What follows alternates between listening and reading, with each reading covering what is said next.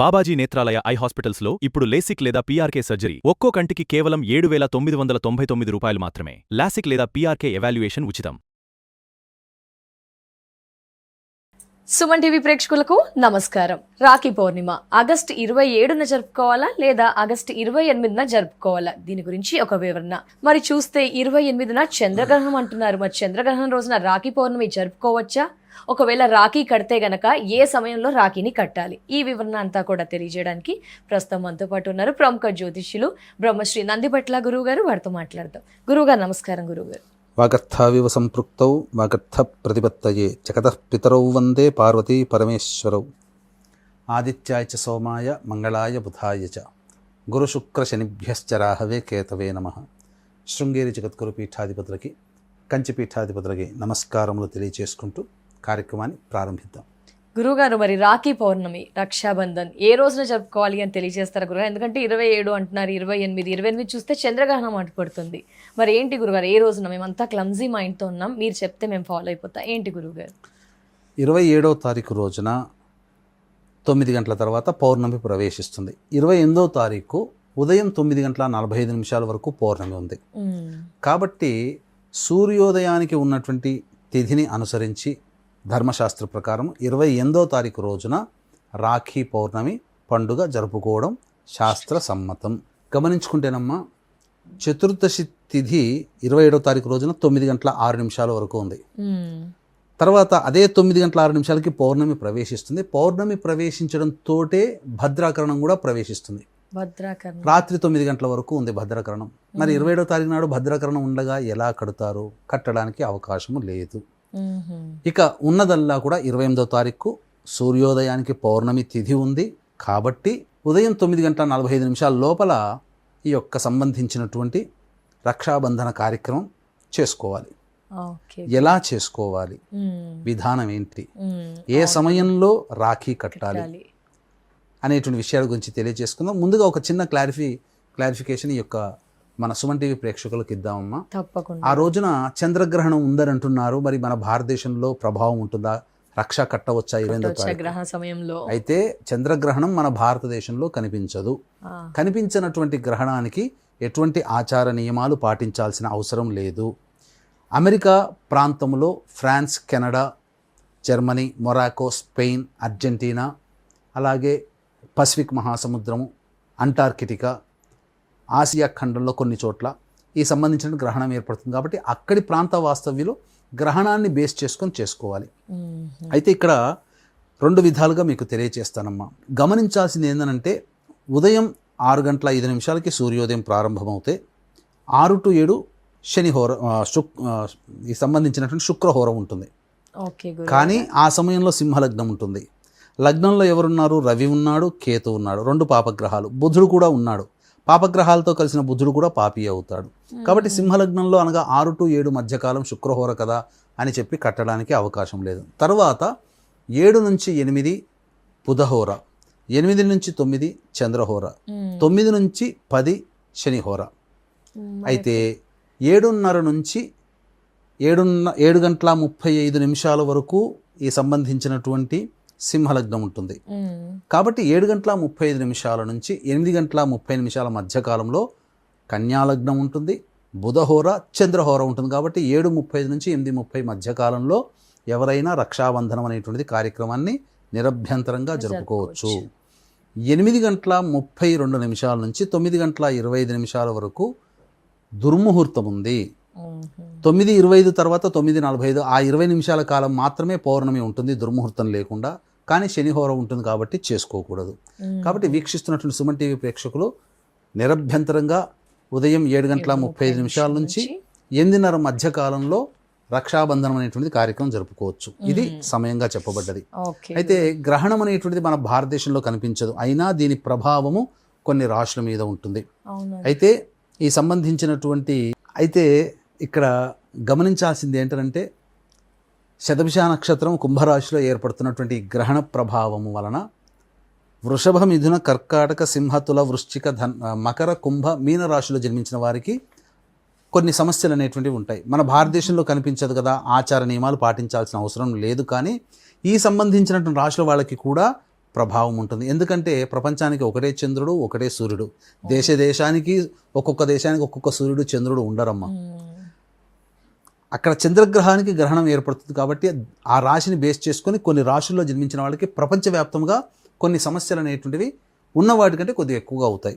అంటే ఎలాంటివి, ఎప్పటి వరకు 3 నెలల వరకు కూడా దీని ప్రభావం ఉంటుంది. అంటే 100 రూపాయలు నష్టమయ్యే చోట 125 లేదా 150, చిన్న దెబ్బ తగిలే చోట కొద్దిగా పెద్దగా తగలడం, 2 చేత అవమానించబడితే 5 చేత అవమానించబడడం, 2 సార్లు కష్టపడితే కానీ ఫలితం రానటువంటిది 5-6 సార్లు కష్టపడితే కానీ ఫలితం రాకపోవడం, ఇలాంటివి జరుగుతాయి. అయితే ప్రపంచవ్యాప్తముగా ఈ యొక్క గ్రహణ ప్రభావం వలన తీవ్రవాద దుశ్చర్యలు ఎక్కువగా ఉండడం, సామూహికంగా ఎక్కువ సంఖ్యలో మరణాలు జరగడం, భూకంపాలు, సునామీలు, అలాగే అగ్నిపర్వతాలు బ్రద్దలవ్వడం, ఇలాంటివి ప్రకృతి విపత్తులు అతివృష్టి అనావృష్టిగా ఉండడం, వరదల్లో కొట్టుకుపోవడం ఎక్కువగా, ఇలాంటి ప్రకృతి విపత్తులు జరుగుతాయి. గత సూర్యగ్రహణం ఏర్పడినటువంటిది, చంద్రగ్రహణం ఇప్పుడే భవిష్యత్తులో 28వ తారీఖు రోజున ఏర్పడుతున్నటువంటిది అమెరికానే విక్టిమ్ అయింది. కాబట్టి అమెరికాలో ఎక్కువగా తీవ్రవాద కార్యకలాపాలు కానీ, ఆ యొక్క దేశాన్ని పాలించే ట్రంప్కి కానీ ఏదైనా ప్రమాదం జరిగే అవకాశం ఉంటుంది ప్రపంచవ్యాప్తంగా. లేదా అమెరికా అధ్యక్షుడు తీసుకునే నిర్ణయాల వల్ల ప్రపంచవ్యాప్తంగా ఎక్కువగా ఇబ్బందులు గురవ్వడం కానీ కూడా జరుగుతుంది. ఇది సంబంధించినటువంటి సిద్ధాంత ప్రకారం. అందుకనే అమెరికాలో నివసిస్తున్నటువంటి మన భారతీయుల కోసం ఆ గ్రహణం ఆ రోజున ఏర్పడుతుంది. కాబట్టి ఈ మన ప్రపంచవ్యాప్తంగా ఉన్న మన భారతీయులు, మన భారతదేశంతో సహా వృషభ, మిథున, కర్కాటక, సింహ, తుల, వృశ్చిక, మకర, కుంభ, మీన రాశిలో జన్మించినటువంటి వారికి గ్రహణ దోష నివారణార్థమై అరుణాచల క్షేత్రంలో 28వ తారీఖు రోజున ఈ రాశుల్లో చెప్పబడినటువంటి వారికి గ్రహణ దోష నివారణ పూజలు, అలాగే శని దోష నివారణ పూజలు, జాతకరీత్యా కలుగు విద్య, వివాహ, ఉద్యోగ, దాంపత్య, అనారోగ్య సమస్యల నివారణకి సర్వదోష నివారణ పూజలు, హోమాలు అనేటువంటి జరిపించడం జరుగుతుంది. అవకాశం ఉన్నటువంటి వాళ్ళు 28వ తారీఖు రోజున అరుణాచల క్షేత్రంలో జరిగే సర్వదోష నివారణ పూజలు, గ్రహణ దోష నివారణ పూజల్లో సాయంకాలం 7 గంటల లోపల స్క్రీన్పై కనిపిస్తున్న నెంబర్కి కాంటాక్ట్ చేసి గోత్రనామాదులు నమోదు చేసుకోవచ్చు. ఇక గమనించుకున్నట్లయితే ఆ ఉదయం 7:30 నుంచి 8:30 మధ్య కాలంలో ఎలా చేసుకోవాలి? ముందు రోజు చేయడానికి లేదు, భద్రాకరణం ఉన్నది కాబట్టి 28వ తారీఖు రోజునే చేసుకోవాలి. అయితే ఎలా చేసుకోవాలి? సోదరుడు సోదరి ఇంటికి ఆ సోదరి నచ్చే విధంగా, సంతోషించే విధంగా బహుమతులు తీసుకొని ఉదయం పూట వెళ్ళాలి.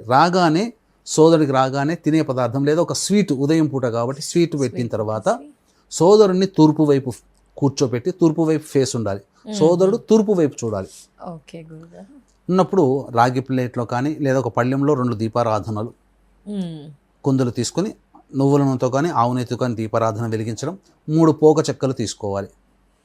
తర్వాత బియ్యము, బెల్లము, బియ్యపిండి, బెల్లము, ఆవు పాలు లేదా మామూలు పాలు కలిపి 3 ముద్దలు చేయాలి.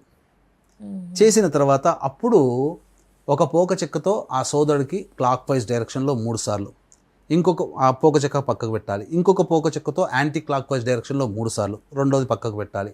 3వ పోక చెక్కతో పైనుంచి కింది దాకా దిగదుడిచి ఆ 3 పక్కకు పెట్టాలి. అదేవిధంగా బియ్య పిండితో ముద్దలు చేసాం కదా, అదే విధంగా చేయాలి. చేసిన తర్వాత హారతి ఇవ్వాలి. ఇచ్చిన తర్వాత రక్షాబంధనం అనేటువంటిది కట్టాలి. రక్షాబంధనం అనేటువంటిది ముందు రోజు కొనిపెట్టుకుంటారు కదా, ఉదయాన్నే లేస్తారు కదా స్త్రీలు, సోదరుడి రక్ష కట్టాలని.